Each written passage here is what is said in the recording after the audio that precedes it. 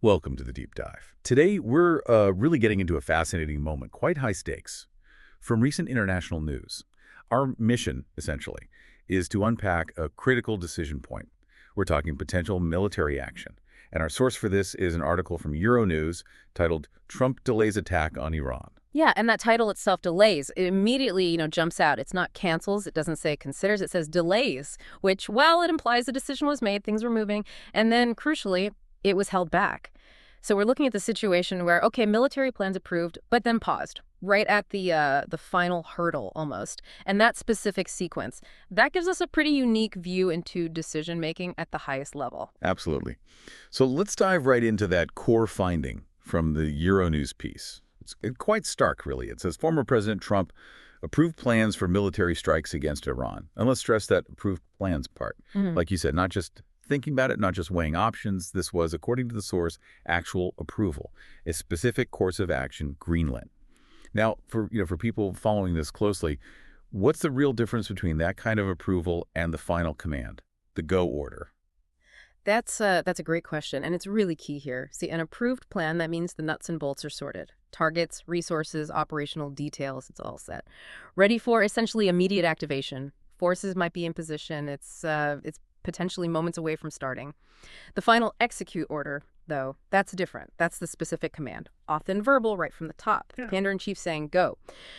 And what this article seems to describe is that well, that rare situation where step one happened, the plan approved, ready to launch, but step two, that final irreversible command, it was deliberately held back. Wow. Okay, just imagine being in that room, the pressure. Plans are done, the decision's been made, the light is basically green.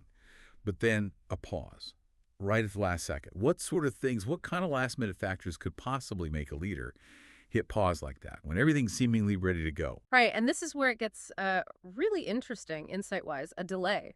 It isn't just, second thoughts. It often points to this dynamic situation. You've got the military readiness on one hand, and on the other, the leader's continuous real-time calculation, the geopolitical costs, the benefits. A delay, crucially, unlike a cancellation, suggests that option. It's still on the table. It hasn't gone away. So why pause?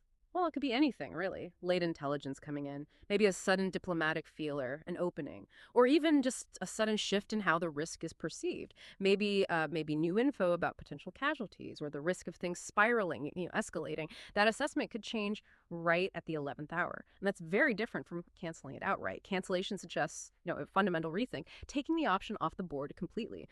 But the article specifically uses delay, which implies intent to possibly proceed later.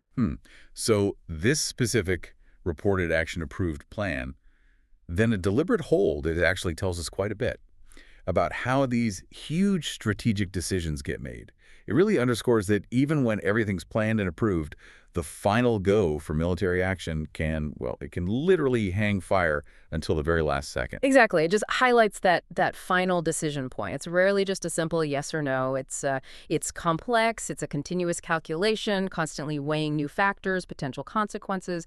It really speaks to the immense gravity, the layers of scrutiny involved in these international conflict decisions, even when all homework's done, so to speak. Right. So the core takeaway for you listening today is really this sequence. Yeah. A military plan reportedly approved, then deliberately paused just short of execution. Yeah, and maybe a final thought to leave you with. Just consider what that specific action reveals. The approval, then the deliberate pause right at the brink. What does it tell us about the human element? The pressures, both internal and external, on leaders making these kinds of world-altering decisions. It's definitely something worth mulling over. What are the knowns, and maybe more importantly, the unknowns in moments like that? Indeed. Well, thank you for joining us on this deep dive today. We definitely encourage you to keep thinking about, the different layers you find within these kinds of critical reports.